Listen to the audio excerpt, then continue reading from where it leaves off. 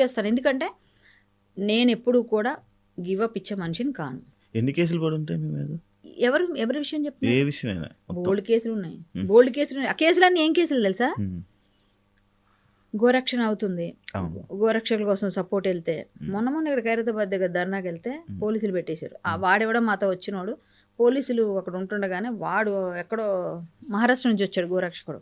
మాతో పాటు గోరక్షణ అంటే మేము అందరం మనవాళ్ళే అనేసుకుంటాం కదా, తీసుకొని వెళ్ళాం.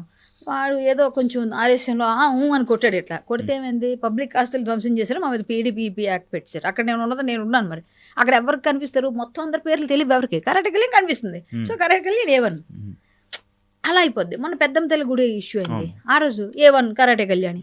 సో ఇలాంటివి ఇంకా ఎవరైనా ఏదైనా ఇబ్బంది పడితే, ఏదైనా లవ్ జిహాద్ కేసులు ఏదైనా అయింది, ప్రాబ్లం అయింది, వాళ్ళకి వెళ్ళి సపోర్ట్ చేస్తాం. అది అక్కడతో అయిపోదు. ఇంకో దగ్గర నేను చెప్తాను శివాన్ని, మీకు ఎవరికి తెలియని విషయం, రోజు ఇప్పుడు ఈ క్షణం నా ఫోన్లో చూపిస్తాను నీకు. ఇవాళ ఉదయం కూడా, నిన్న సాయంత్రం కూడా పట్టించినాను. రోజు నేను గోరక్షలు కొంతమంది ఉంటారు, వాళ్ళందరికీ నేను ఫార్వర్డ్ చేస్తాను. ఆంధ్ర నుంచి వస్తున్నా. నిన్న నైట్ కూడా పట్టుకున్నారు మా వాళ్ళు. అంటే నేను ఇదే ధ్యాసలో ఉంటా. నేను చేసే పనులు లవ్ జిహాద్ కేసుల కోసం రాత్రి పగలు ఫోన్ వేసి వెళ్ళిపోతాను.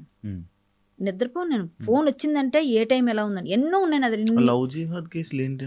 లవ్ జిహాద్ అంటే